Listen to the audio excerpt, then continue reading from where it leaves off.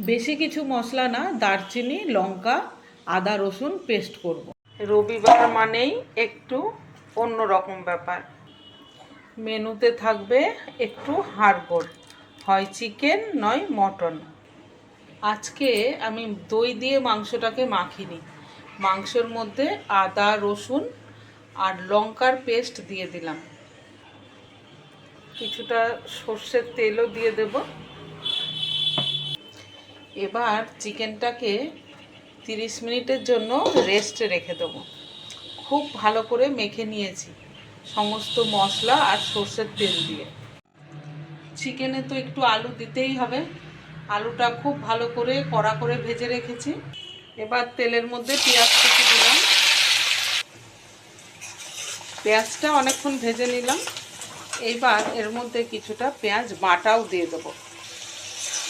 Tomato, পেঁয়াজ বাটা আর পেঁয়াজ কুচিটাকে বেশ খানিকক্ষণ কষিয়ে নেব। চিকেনটা আধা ঘন্টা মতো রেস্টে রেখেছিলাম। এবার চিকেনটা দিয়ে দিলাম পেঁয়াজের মধ্যে, মশলার সাথে খুব ভালো করে কষিয়ে নেব চিকেনটাকে।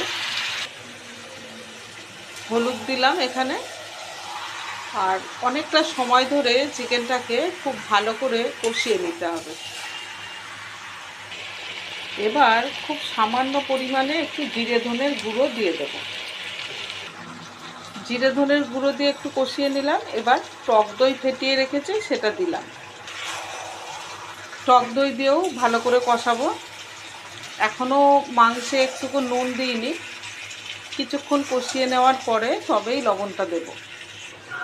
কষানোটা শেষের দিকে এবার পরিমাণ মতো লবণ দিয়ে দিলাম। মাংসটা কষানো হয়ে গেছে, এবার একটু গরম জল দিয়ে দেবো সেদ্ধ হওয়ার জন্য।